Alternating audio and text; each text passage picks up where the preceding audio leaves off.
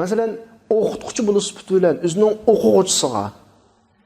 o'quvchisiga donolarcha muomala qilganida o'quvchisining maktab bitirib bo'lguncha nurg'un go'zal natijani qo'lga keltirgan bo'lganligi bu aniq masala. Uni bir xatolik o'tkazdan yo ani qilmading, mani qilmading deb besim ishlatdi, qattiq tegdi, bu aslo yaxshi natija olib kelmaydi. Buni ustozlik, o'qituvchilik qilayotganlar o'quvchilarga sinab baqsa bo'ladi. Masalan, balalarning psixikasi cho'nglarning psixikasining farqli bo'ladi.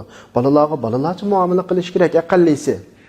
Ya'ni sening bu yil, bu mavsum 5 xatolik yo 10 xatolik o'tkazish fursatың var, onun ortiq o'tkazolmaysa deganga o'xshash balalarning psixikasiga ta'sir ko'rsatadigan shaklda, ya'ni balalarga kuyinganligini ifodalagan shaklda balalarning o'zini o'zi kontrol qilishga turtki bo'ladigan ba'zi usullarni qo'llansa bo'ladi.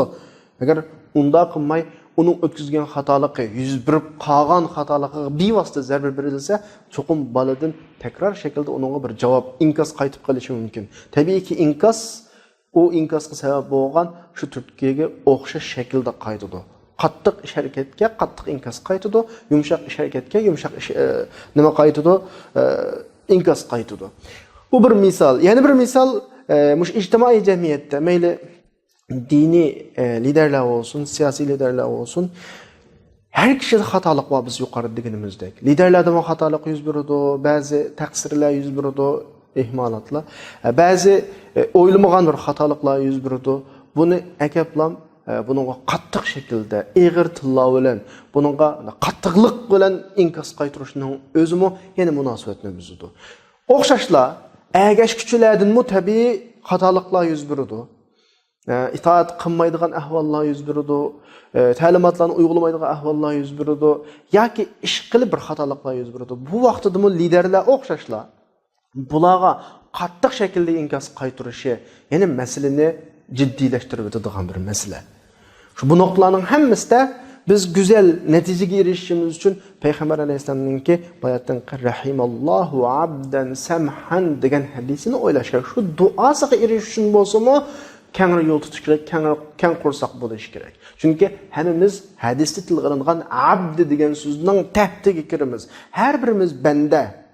Dadımı banda, balımı banda, ayol hammasi banda, ustoz o'quvchi hammasi banda, lider va agashkuchi hammasi banda. Hamma taraf o'zaro birisi-birisiga keng yo'l tutgan vaqtda, keng qursoq bo'lgan vaqtda Allohning rahmati bu yerga keladi.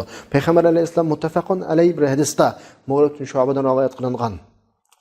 Wa kariha lakum qila wa qal wa kasrat as-su'al wa ida'at al-mal. Mush hadisda mu'minlarga Alloh tarafidan yomon ko'rilgan ishning birisi qila va qal va kasrat as-su'al ya'ni so'z cho'chak. Boshqalar haqida u yoki bu degandek gap so'zlarning o'rtaliqqa ko'p chiqishi. Bu Alloh yomon ko'radigan ish. Bu eskartmaga alohida diqqat qilish kerak. Yana birisi kasrat as-su'al. Bu alohida bir tavsiya. Sualni ko'p so'rash, masalalarni ko'p inchiklash, masalalarning to'g'ri mas'uliyatdan so'rash haqqi bo'ladi har qanday mas'uliyat sohibininki.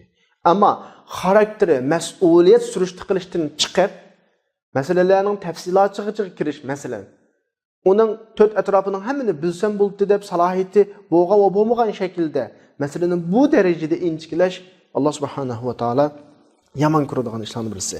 Demak, xulosa kalam yuqorida biz degandek keng yo'l tutish, boshqalarga musamaha ko'rsatish, keng qursoq bo'lish, savdo satiq, hukm, o'z haq-huquqini talab qilish, ayol munosabati, ustoz shogird munosabati, lider va agashkuchi munosabatidan tortib hammasida o'rtaq bir shakllanadigan ahvol shakllangan vaqtida musha keng qursoqlik ikkala tarafda shakllangan vaqtida Rasulullohning duosiga biz nail bo'lamiz.